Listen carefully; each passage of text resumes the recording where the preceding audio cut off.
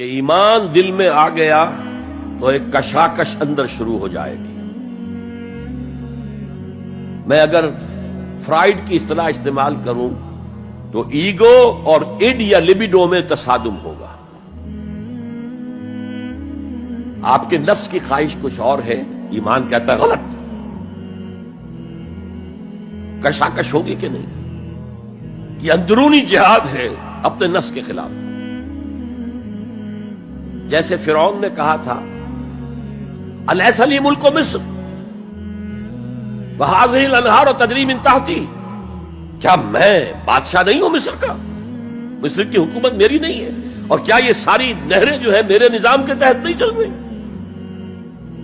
اسی طرح برا نہ مانیے، ہمارا نفس کہتا ہے یہ جسم میرا ہے، میری ملکیت ہے، اٹس مائی ڈومین، میری خواہش پوری کرنی ہوگی. جیسے اس نے کہا میں نہیں جانتا کوئی خدا ہے میرے سوا اور میرے اوپر، میں نہیں مانتا. نفس بھی کہتا میں نہیں ماننے کو تیار، کیا حلال ہے کیا حرام ہے، کیا جائز ہے کیا ناجائز، میری خواہش پوری کرو.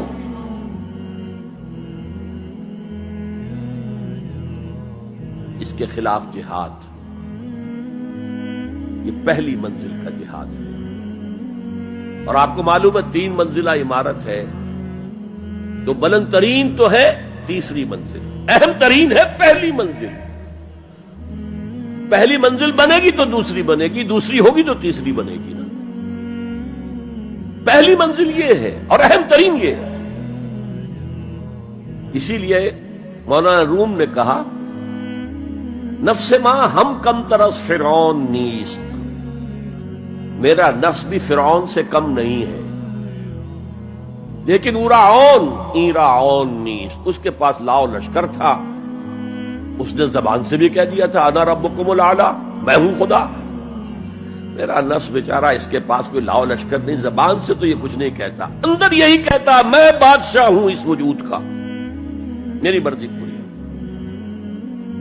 اسٹرگل اگینسٹ دس بیسر سیلف، ایک سیلف ہے اونچی سیلف، خودی، انا، ایگو، اور ایک ہے یہ بیسر سیلف، ہماری جبلتیں جو اندھی بہری ہیں، جو حلال اور حرام سے انہیں کوئی غرض نہیں ہے، ان کے خلاف جہاد کرنا.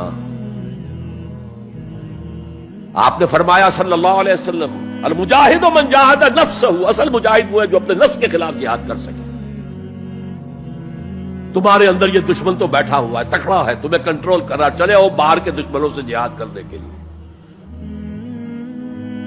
تم نے ٹانگے کو گھوڑے کے آگے باندھ دیا.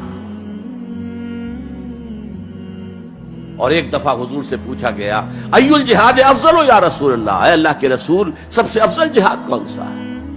فرمایا ان تجاہد نفسک فی طاعت اللہ، اپنے نفس کے خلاف جہاد کرو، اسے اللہ کا مطیع کرو. یہ جو اندر کی کشمکش ہے، کشاکش ہے، یہ جہاد فی سبیل اللہ کا نقطہ آغاز، اللہ کا مطیع بنانا ہے نفس کو.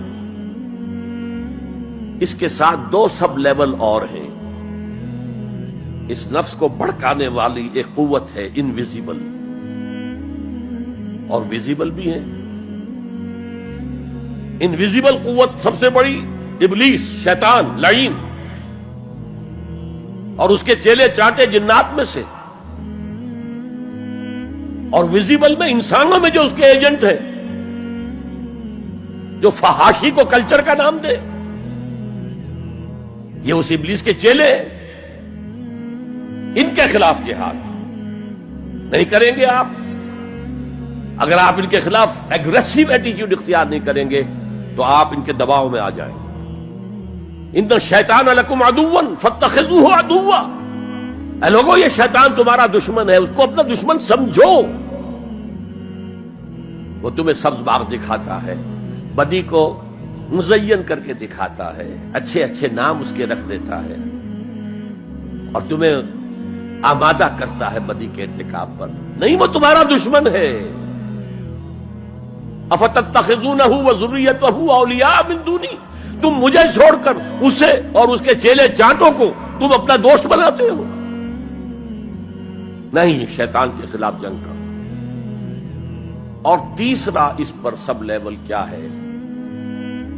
معاشرہ اگر بگڑا ہوا ہے، اس کا عمومی رجحان برائی کی طرف ہے، تو سوشل پریشرز آپ کو ادھر دھکیلتے ہیں۔